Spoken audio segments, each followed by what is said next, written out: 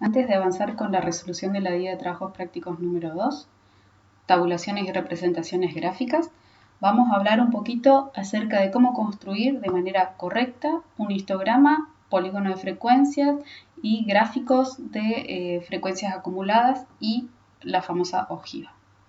Bien, cuando tenemos los datos agrupados en una tabla de frecuencia, en este caso la variable es cuantitativa continua, ¿sí?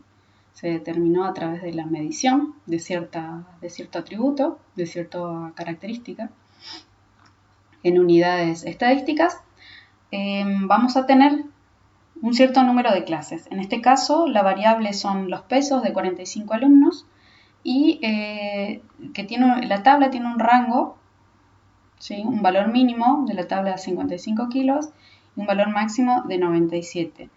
Este rango se dividió en 6 clases y se hizo la distribución de frecuencias. ¿Qué significa eso? Se contó la cantidad de pesos o la cantidad de alumnos que tuvieran pesos de entre, en este primer caso, la primera clase 55 y 62, 62 a 69 y así sucesivamente. Entonces, ¿cómo representar estos gráficos? Todo va a depender de cómo lo hagamos. Podemos graficar a mano, podemos utilizar Excel y podemos utilizar los paquetes estadísticos como el Infostat, que va a ser lo que vamos a utilizar nosotros durante las clases de informática. Cuando nosotros hacemos a mano los gráficos, por lo general vamos a trabajar con los límites inferiores y superiores de cada una de las clases. Aquí hay un gráfico que es el resultado de una salida de Infostat. Con Excel no se pueden construir los ejes de las X, por lo general, se pueden construir con los puntos medios de clase. Los puntos medios de clase pasan a ser los representantes de cada una de estas clases. Cuando lo hacemos a mano o trabajamos con Infostat, el resultado va a ser un gráfico, un histograma, como están viendo estos rectángulos, que están pegados, contiguos, uno al lado del otro, sin espacios, porque bueno, en este caso la variable es una variable continua que va creciendo de izquierda a derecha y tampoco hay ninguna clase vacía, o sea, ninguna clase tiene frecuencia absoluta igual a 0. Entonces pueden ver que la variable es continua y que la variable crece de izquierda a derecha. No se coloca ningún símbolo y la construcción del intervalo comienza haciendo un corte en el eje de las X, en el eje de las abscisas, porque acá debería estar el 0. Pero como no nos interesa todo el rango anterior, sino que simplemente hacer foco en el rango verdadero de los datos, ¿sí? Entonces acá haríamos un cortecito, voy a hacerlo, a ver si sale, con una pluma, para que esté completo, haríamos un cortecito ahí. Bien, para avanzar. Entonces, ¿cómo empezamos? Graficamos un par de ejes cartesianos, la ordenada, el eje de las Y, y las abscisas, el eje de las X, en donde siempre, cuando trabajamos con una sola variable, un análisis univariado se llama esto, de una sola variable, en el eje de las X va a ir nuestra variable bajo estudio, que en este caso es el peso, ¿sí? A no confundirse y poner el peso en las abscisas, en las ordenadas, perdón, en el eje de las Y. Entonces, empezamos con el límite inferior de la primera clase, seguimos con el límite superior. Este límite superior de la primera clase pasa a ser automáticamente el límite inferior de la segunda clase y así sucesivamente. Las columnas, los rectángulos tienen una base que viene dada por la amplitud de la clase, que en este caso es constante, la amplitud se mantiene constante de clase en clase, y la altura está dada por la frecuencia absoluta o la cantidad de veces que se repite esa variable en cada uno de los intervalos o cada una de las clases. En este caso son 7, aquí son 16, aquí son 10, 8, 4, 1 y así sucesivamente. Entonces, cuando construimos a mano, lo más adecuado sería graficar de esta manera.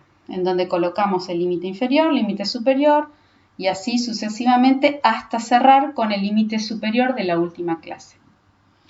Los polígonos de frecuencia unen el centro o el extremo, ¿sí? El punto central del extremo de cada uno de estos rectángulos, el punto central. Entonces, hacemos un punto en cada extremo de los rectángulos, el punto medio de los extremos de los rectángulos.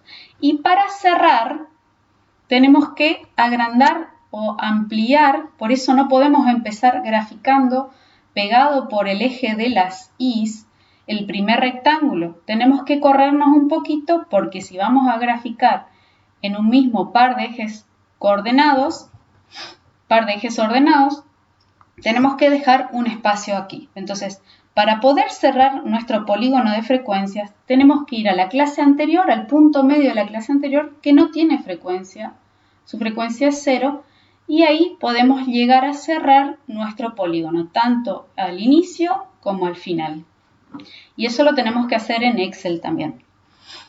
Entonces, estos pedacitos que quedan afuera de los rectángulos se recuperan en estas áreas, ¿sí? En las áreas blancas. Lo mismo que acá, porque debajo de la curva tiene que sumarse el 100% de los datos. Bien. Entonces, o podemos graficar de manera separada.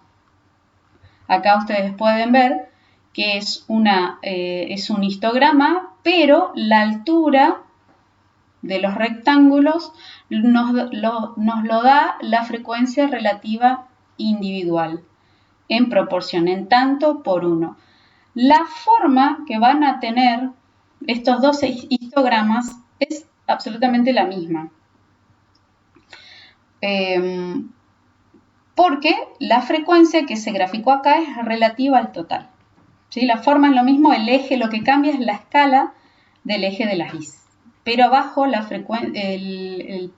peso, que es la variable X, se mantiene absolutamente igual. Acá quedó el polígono separado. Esta es la forma en que se distribuyen los datos. Es como una campana, como un triángulo, ¿sí? Y acá pueden observar el gráfico de frecuencias acumuladas absolutas. Cuando nosotros acumulamos las frecuencias, vamos a ir viendo que vamos a ir sumando frecuencia absoluta individual sucesivamente hasta llegar al número total de elementos de la serie de datos que estamos agrupando. La ojiva, en este caso, no está uniendo los puntos medios como lo hace el polígono de frecuencia, sino que une los máximos, ¿sí? Los puntos máximos o los límites superiores de los extremos de cada uno de estos rectángulos. Estos son los extremos de los rectángulos. ¿Y qué une? ¿Qué puntos se unen con segmentos? Esto no es un gráfico de líneas, es un gráfico de segmentos que une los máximos, ¿sí? Los límites superiores de cada una de las clases. Eso es muy importante. Con Excel esto no se puede hacer, no se puede trabajar con los dos tipos de gráficos uno arriba del otro. Entonces hay que hacerlo por separado. Con Excel nos quedaría así. No trabajamos con los puntos medios, sino que armamos una nueva escala en donde graficamos a través de un gráfico de líneas con puntos los valores que se obtienen en los límites superiores de cada una de las clases. ¿Sí? Después les voy a mostrar cómo realizar eso. En un próximo video les muestro el desarrollo del ejercicio número 8.